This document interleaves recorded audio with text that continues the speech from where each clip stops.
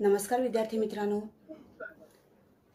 मित्रांनो, कोविड-19च्या या सद्यस्थितीत आपल्या शाळा बंद असल्या तरी आपले शिक्षण चालूच आहे आणि त्याच अनुषंगाने बृहन्मुंबई महानगरपालिका शिक्षण विभाग व्हर्च्युअल ट्रेनिंग सेंटरच्या माध्यमातून व्हिडिओ थ्रू आपण आज भेटणार आहोत. मी निलिमा कदम, आपली व्हर्च्युअल शिक्षिका. आजचा विषय आपण बघणार आहोत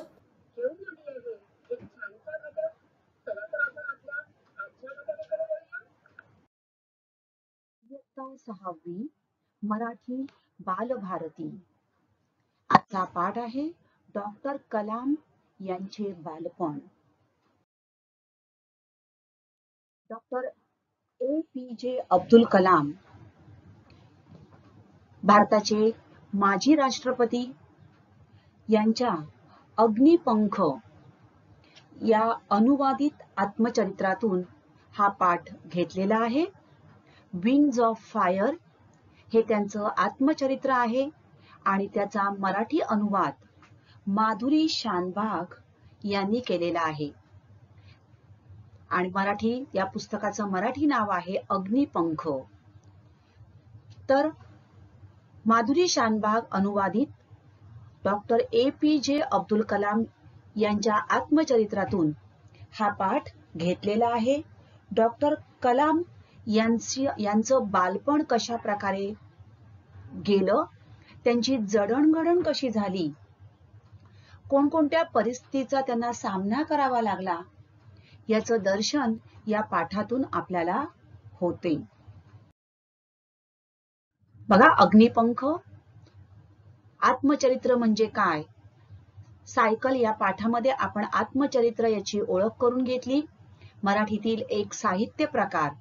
आणि आज आपण अब्दुल कलाम यांचं आत्मचरित्र विंग्स ऑफ फायर याचा मराठी अनुवाद आहे अग्निपंख. माधुरी शानभाग यांनी हे अनुवादित केलेलं आहे. डॉक्टर कलाम यांचे बालपण या पहिला भाग जो आपण बघितला, यामध्ये आपण डॉक्टर कलाम यांच्या लहानपणी त्यांच्यासाठी पुस्तक ही एक कशी दुर्मिळ वस्तू होती आणि त्यांना पुस्तकं वाचनाची त्यांना प्रचंड आवड होती आणि ती आवड पूर्ण करण्यासाठी त्यांच्या गावात STR माणिकम हे एक थोर क्रांतिकारक होते. त्यांच्याकडे पुस्तकांचा साठा होता आणि ती पुस्तकं वाचण्यासाठी ते त्यांच्या घरी सतत जात असत. त्यानंतर डॉक्टर कलाम यांचा जन्म 1931 साली. 1939 साली दुसरं महायुद्ध सुरू झालं आणि या दुसऱ्या महायुद्धाचे परिणाम त्यांच्या गावाला सुद्धा थोडेफार अनुभवास येऊ लागले. काय परिणाम झाला तर पंबनहून येणारी जी रेल्वे गाडी होती ती रामेश्वरमला थांबेनाशी झाली. हा युद्धाचा डॉक्टर कलाम यांच्या गावावर पहिला ठळक परिणाम झाला. लेखकाच्या लहानपणी लोक वर्तमानपत्र विविध कारणांसाठी वाचत असत आणि शमसुद्दीन हा रामेश्वरम म्हणजेच डॉक्टर कलाम यांच्या गावातला एक वर्तमानपत्राचा वितरक होता आणि या वर्तमानपत्राच्या वितरणाच्या कामासाठी डॉक्टर कलाम त्यांना मदत करत असत.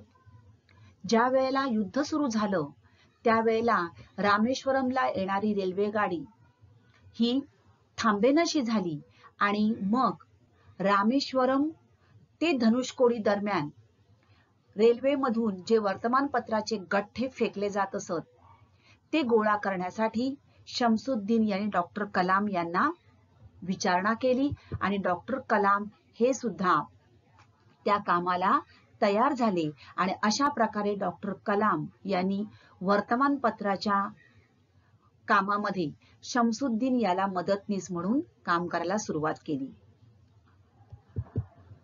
तर या शमसुद्दीनचा डॉक्टर कलाम यांच्यावर फार मोठा प्रभाव होता. आता आपण पुढे बघणार.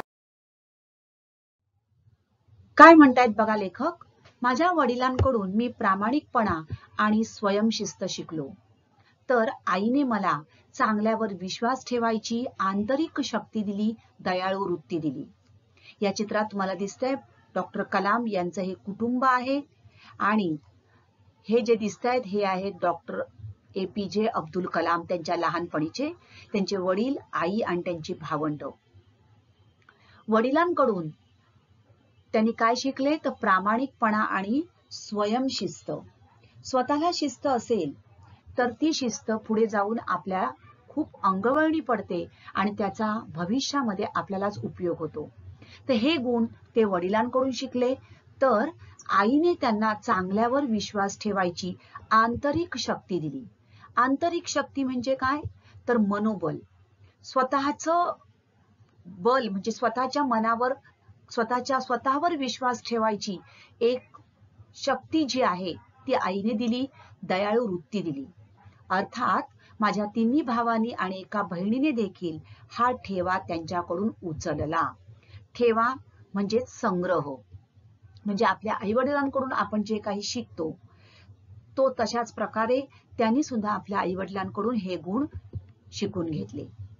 पण मला जो जलालुद्दीन आणि शमसुद्दीन यांचा निकट सहवास घडला त्याने मी स्वतंत्र वेगळा असा बनत गेलो. निकट म्हणजेच जवळचा. निकट म्हणजे काय जवळचा. तर शमसुद्दीनकडे ते कशासाठी जायचे तर एक ते वितरक होते आणि वर्तमानपत्राचे वितरक होते आणि या वर्तमानपत्राच्या वितरणासाठी ते शमसुद्दीन बरोबर काम करत होते आणि त्यामुळे त्या शमसुद्दीनचा जो काही त्यांचे जे काम करण्याची पद्धत आहे त्यांच्याबरोबर राहून ते शिकले. तर जलालुद्दीन यांच्याकडूनही त्यांना बरंच काही शिकायला मिळालं. शाळेत शिकायला न मिळालेले शहाणपण मी जलालुद्दीन कडून शिकलो. बघा ते काय म्हणतायत, जे शाळेत शिकवलं जात नाही. शाळेमध्ये बऱ्याच गोष्टी शिकवल्या जातात परंतु व्यवहारामध्ये कसं वागायचं हे शिकवणं सुद्धा तितकंच आवश्यक असतं. आणि लक्षात ठेवा मुलांनो की या ज्या गोष्टी आहेत ह्या आपण आजूबाजूला आपल्या बरोबर जी काही माणसं असतात, ज्यांच्या सहवासात ज्यांच्या सोबत आपण वाढतो मोठे होतो त्यांचा कळत नकळत परिणाम आपल्या व्यक्तिमत्वावर होत असतो. आणि अशाच प्रकारे जलालुद्दीन आणि शमसुद्दीन कडून व्यावहारिक जगतातील अनेक गोष्टी डॉक्टर कलाम यांना शिकायला मिळाल्या. शमसुद्दीन कडून मी चेहऱ्यावरून दुसऱ्याच्या मनातली त्याचबरोबर शरीराची व डोळ्यांची भाषा ओळखायला शिकलो. बघा लेखक काय म्हणतायत की दुसऱ्याच्या मनात काय चाललं आहे हे मी कोणाकडून शिकलो तर शमसुद्दीन कडून शिकलो. लक्षात ठेवा या गोष्टी आपल्याला शिकवता येत नाहीत तर आपण एखाद्या व्यक्तीच्या सहवासात राहतो, त्याच्या सोबत जेव्हा राहतो तेव्हा कळत नकळत त्याच्याकडून या गोष्टी आपण शिकत असतो. माझ्यामध्ये जो सर्जनशीलतेचा स्रोत उगम पावत फुलत खळाळत गेला त्याचे श्रेय मी निसंशय त्या दोघांच्या सहवासात माझ्यावर पडलेल्या प्रभावाला देतो. काय म्हणतात बघा, सर्जनशीलता म्हणजेच काय तर नवनिर्मिती. डॉक्टर कलाम आपण आज त्यांना एक मिसाईल मॅन, राष्ट्रपती, अणुशास्त्रज्ञ म्हणून ओळखतो परंतु ती जी जडणघडण आहे ते जे त्यांचं घडण आहे ही घडण ही लहानपणी होत असते. आणि सर्जनशीलता म्हणजे नवनिर्मिती करणं, काहीतरी नवीन करणं. त्यांनी हे जे नवीन प्रयोग केले ते एक शास्त्रज्ञ होते, नवीन नवीन गोष्टी ते शोधत होते.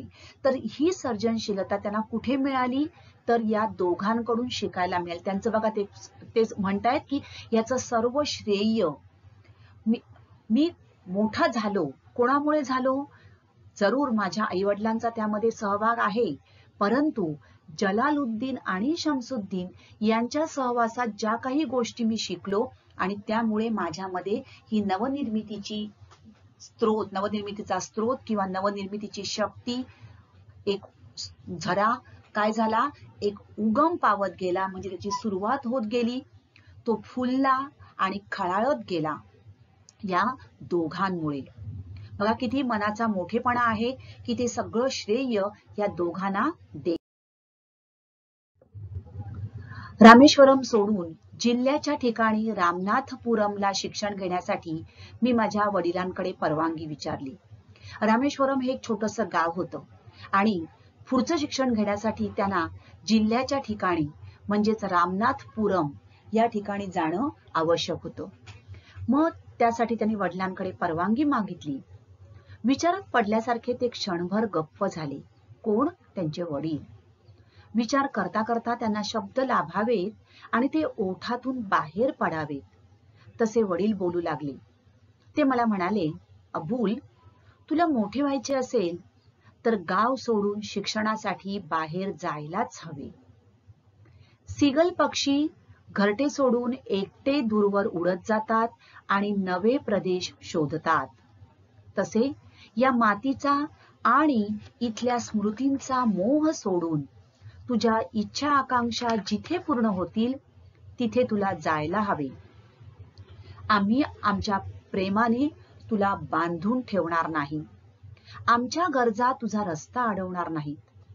माझी आई मला दूर पाठवायला काळजीने आढेवेढे घेत होती. बघा काय म्हणतायत लेखक, की शिक्षण घेण्यासाठी त्यांना रामनाथपुरमला जिल्ह्याला जावं लागणार होतं. त्यासाठी त्यांनी परवानगी मागितली. त्यावेळेला त्यांचे वडील काय म्हणाले, की सीगल पक्षी, या चित्रात दिसतोय तुम्हाला, हा आहे सीगल पक्षी. सीगल हा जो पक्षी असतो, या पक्षाची तुलना का केली आहे, तर हे पक्षी नवे प्रदेश सतत शोधत असतात. नव्या ठिकाणी गेल्यानंतर ते त्या ठिकाणी काही काळ वास्तव्य करतात. आता का नवी प्रदेश शोधतात, तर त्यांच्या पिल्लांसाठी, त्यांच्या भविष्यासाठी योग्य जागा, योग्य अन्न ज्या ठिकाणी मिळेल अशा ठिकाणी हे पक्षी सतत स्थलांतर करत असतात. आणि मग त्या ठिकाणी त्यांना योग्य जागा आढळली की त्या ठिकाणी ते काही काळ वास्तव्य करतात, आपल्या पिल्लांना जन्म देतात आणि पुन्हा परत नव्या ठिकाणाकडे आगेकूच करतात. तर हे सीगल पक्षाचं वैशिष्ट्य आहे. म्हणजे एकाच ठिकाणी ते राहत नाही, तर नवीन काहीतरी मिळवण्यासाठी, नवीन काहीतरी शिकण्यासाठी ते दुसऱ्या ठिकाणी जातात.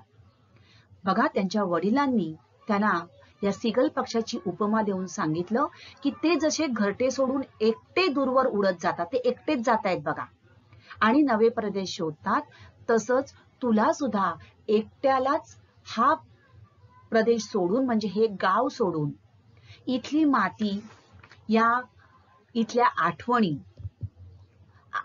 या सोडून तुझ्या इच्छा, तुझी स्वप्न जिथे पूर्ण होतील तिथे तुला जायला हवे. बघा, आई वडिलांना आपलं मूल आपल्यापासून लांब जावं असं मुळीच वाटत नसतं. त्यामुळे पुढे ते म्हणतात, आम्ही आमच्या प्रेमाने तुला बांधून ठेवणार नाही. आमच्या गरजा तुझा रस्ता अडवणार नाही. म्हणजे आमच्यासाठी तू तुझी स्वप्न लहान करू नको. तुझी स्वप्न, तुझ्या इच्छा जिथे पूर्ण होतील तिथे तुला जायलाच हवे. तर आकांक्षा म्हणजे इच्छा. तर त्यासाठी तुला तुझ्या इथल्या स्मृतींचा, म्हणजे इथली जी आठवण आहे, तुझे इथले मित्र आहेत, तुझं हे घर आहे, हे सगळं सोडून तुझी स्वप्न पूर्ण करण्यासाठी तुला दूर जायलाच हवं. आईला मात्र दूर पाठवायला थोडी काळजी असते आईला, आणि त्यामुळे ती आढेवेढे घेत होती. म्हणजे मागे पुढे तिचं चालू होतं. आढेवेढे घेणे म्हणजे थोडंसं तिची इच्छा नव्हती, अनिच्छा ती व्यक्त करत होती. शमसुद्दीन आणि जलालुद्दीन माझ्यासोबत रामनाथपुरमला आले, परंतु डॉक्टर कलाम यांची स्वप्न मोठी होती आणि त्यामुळे त्यांनी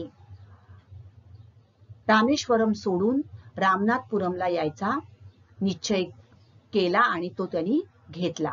ते शिक्षण आपलं पूर्ण करण्यासाठी रामनाथपुरमला आले. रामनाथपुरम हे एक जिल्ह्याचं ठिकाण होतं. त्यांच्या सोबत अर्थातच कोण होतं, बघा, शमसुद्दीन आणि जलालुद्दीन. त्यांनी माझे नाव शाळेत घातले.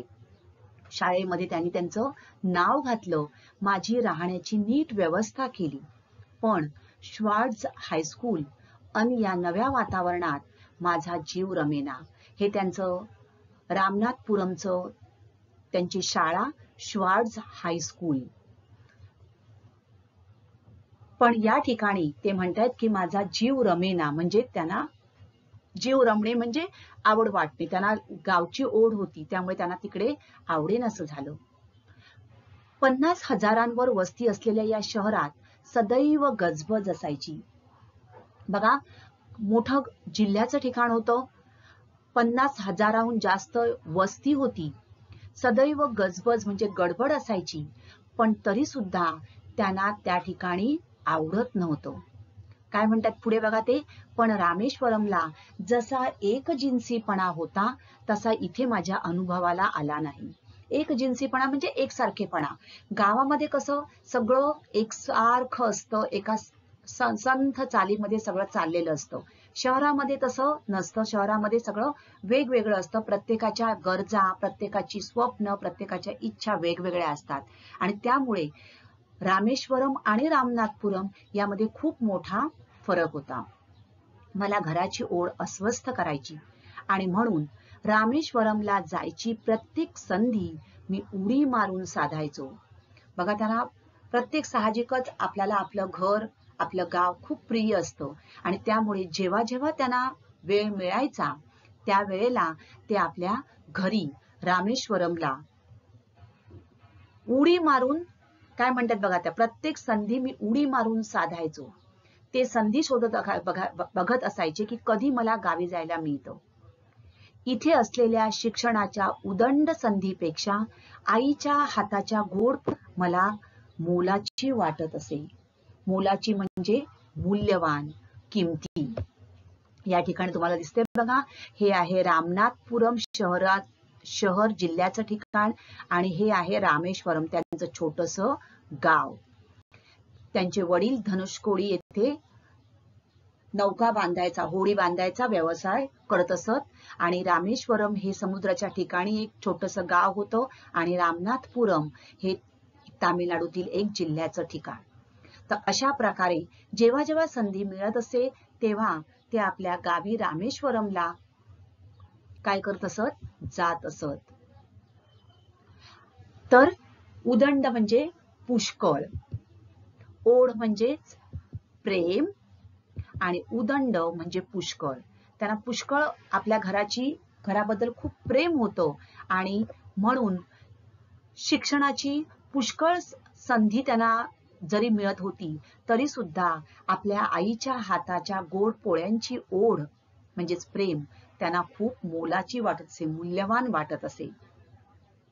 तर अशा प्रकारे रामनाथपुरमला लेखकाचा जीव रमत नव्हता, कारण त्यांना आपल्या घरची आठवण येत होती. हळूहळू माझे घरापासून दूर जाणे मी स्वीकारत गेलो, परंतु त्यांचा निश्चय ठाम होता. त्यांचं स्वप्न होतं, काहीतरी त्यांना करायचं होतं आणि म्हणून हळूहळू माझे घरापासून दूर जाणे मी स्वीकारत गेलो. नव्या वातावरणाशी जुळवून घ्यायचे मी मनाशी ठरवले.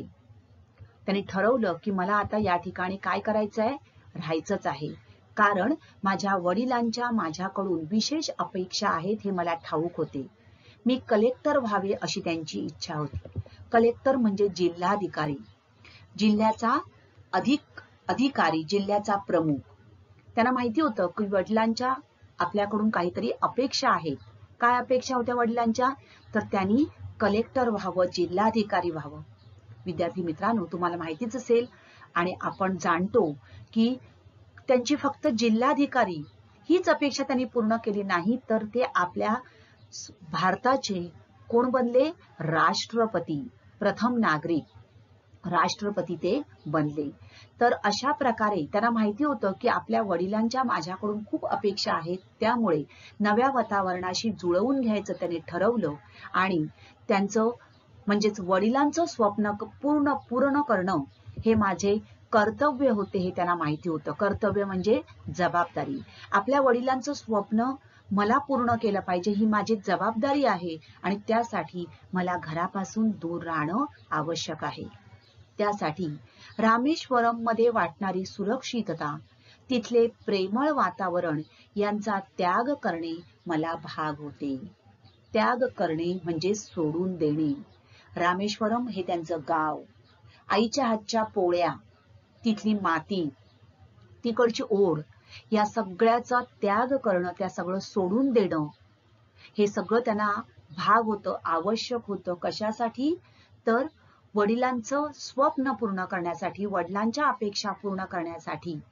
आपली जबाबदारी काय आहे हे त्यांनी ओळखलं आणि त्यानुसार त्यांनी वागायला, म्हणजेच नव्या वातावरणाशी जुळवून घ्यायला सुरुवात केली.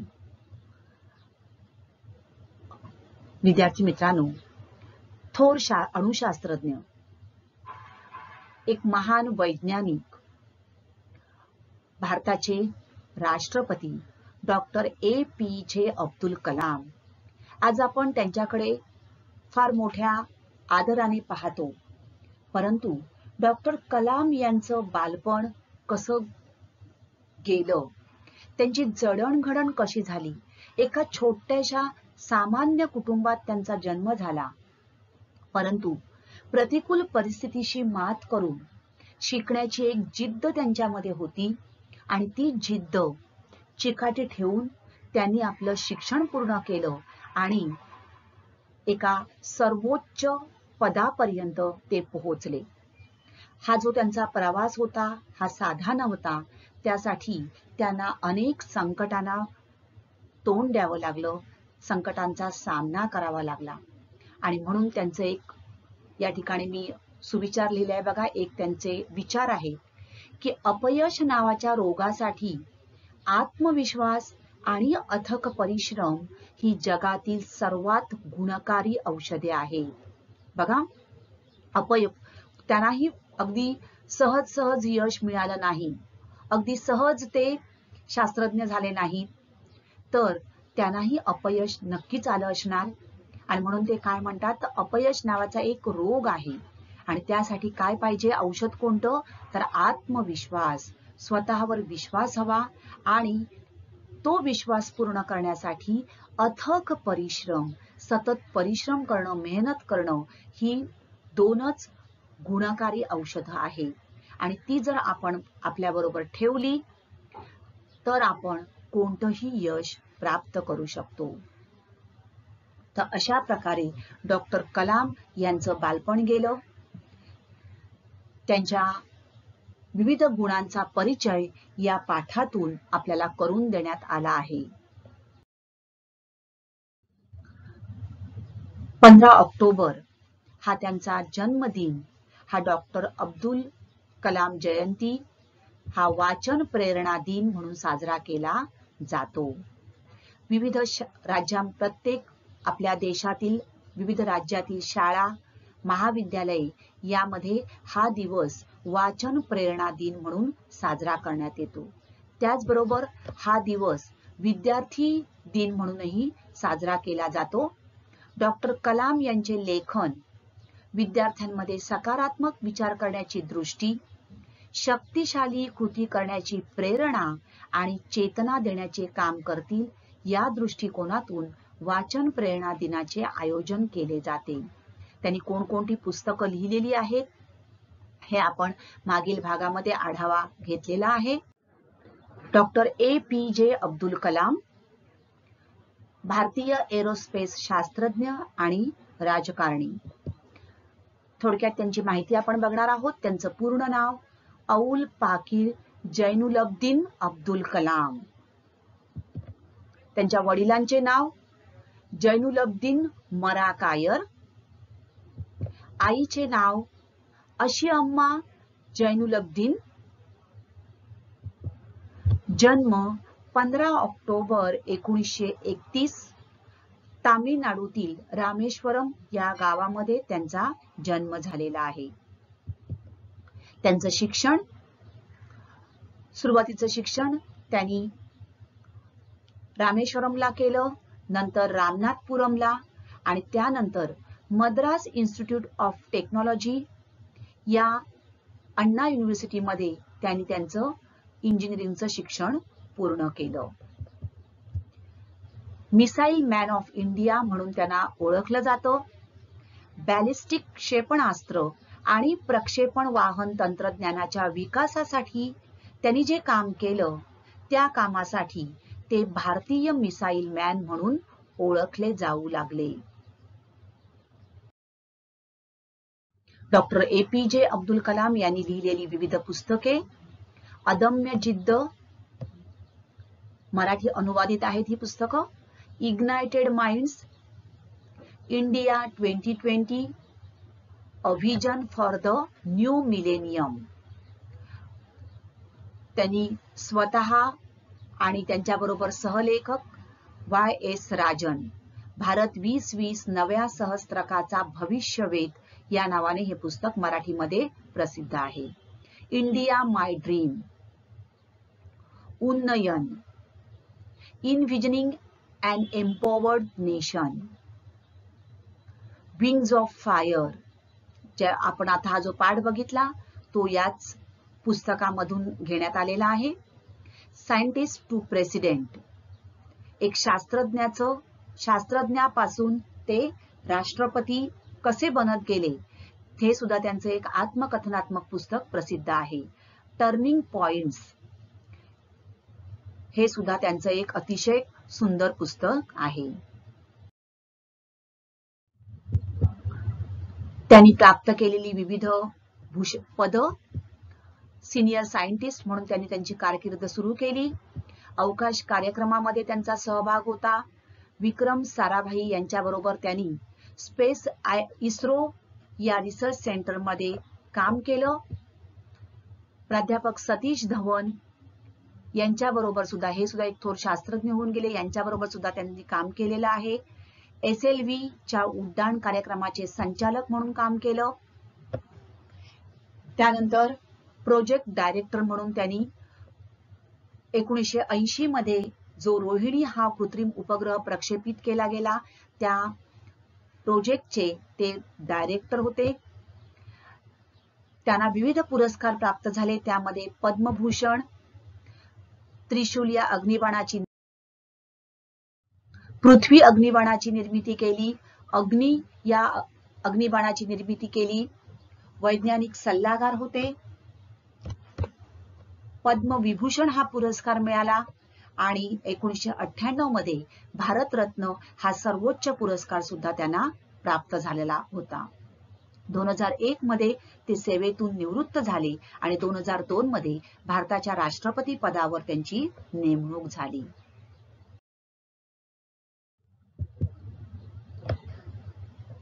थोडक्यात पुस्तकामध्ये काही शब्द आलेले आहेत, म्हणजे त्यांचे अर्थ जे आहेत ते आपण बघणार आहोत. करता धरता म्हणजे घरातील एकमेव कमावता माणूस. लिंबू टिंबू म्हणजेच एकदम किरकोळ किंवा सामान्य माणूस.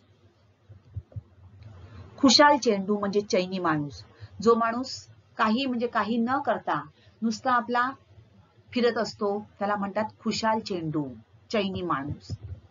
व्यवस्थापक म्हणजेच नियोजन करणारा, व्यवस्था पाहणारा. खालील शब्दात लपलेले शब्द शोधा. बघा, परवानगी हा एक शब्द आहे. आता या शब्दातलेच अक्षर वापरून आपल्याला अर्थपूर्ण शब्द तयार करायचे. बघा, परवानगी यामध्ये 2 अक्षरी, 3 अक्षरी, 4 अक्षरी कितीही तुम्ही शब्द तयार करू शकता. पर म्हणजे काय, पंख, बरोबर. नंतर रवा, बरोबर, माहितीये तुम्हाला, रवा. नंतर वानगी, उदाहरण, वानगी दाखल म्हणतो आपण, उदाहरणार्थ. नर म्हणजेच माणूस. बघा, उलट सुलट कसंही करू शकतो, तीच अक्षरं आपल्याला वापरायची आहेत. वार, दिवस. परवा, रवानगी असे शब्द आपण या ठिकाणी तयार करू शकतो. गर. आता हजारभर यामध्ये आपण बघूया. हजार, नंतर भर,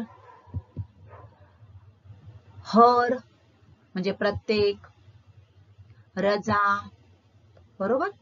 तर असे आपण हे शब्द तयार करू शकतो. रामनाथपुरम, तुम्ही करा बघूया पटापट. Yes, Ram, very good. नाथ, पूर, थर, मना, नाम. बघा, मना आणि नाम. पूर. आणखीन पण तुम्ही करू शकता. रथ. बरोबर. तर असे आपण अनेक रामनाथ. तर असे आपण एका शब्दामध्ये लपलेले अनेक शब्द तयार करू शकतो. त्याच शब्दातील अक्षर आपल्याला वापरायची असतात आणि नवीन शब्द तयार करायचे असतात. अशा प्रकारे तुम्ही या पाठामध्ये आलेले शब्द घ्या आणि अशा प्रकारे त्या एका शब्दात लपलेले अर्थपूर्ण शब्द शोधण्याचा प्रयत्न. तर अशाच प्रकारचे व्हिडिओ पाहण्यासाठी PMC VTC मराठी या चॅनेलला लॉग इन करा आणि सबस्क्राईब करा. त्याचबरोबर नवीन व्हिडिओचे नोटिफिकेशन मिळविण्यासाठी बेल आयकॉनलाही क्लिक करा. थँक्यू. करा.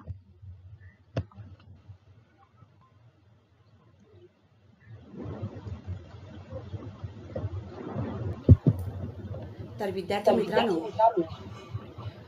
आता आपण इथेच थांबणार आहोत. अशाच काही सुंदर सुंदर व्हिडिओ सहित पुन्हा भेटणार आहोत पुढच्या भागात. तोपर्यंत थँक्यू. घरी राहा, सुरक्षित राहा.